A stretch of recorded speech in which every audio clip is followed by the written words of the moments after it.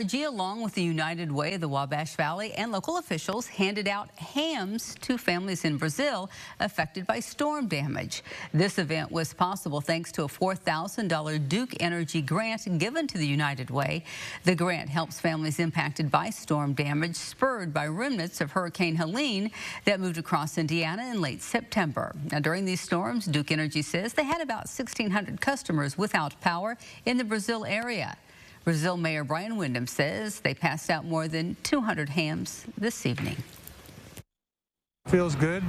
You can tell all these people, they're very appreciative of it, and we certainly appreciate them coming out in order to get them. I mean, that's what we're here for. We want to give them away. And Windham also wanted to thank Duke Energy and the United Way for their efforts.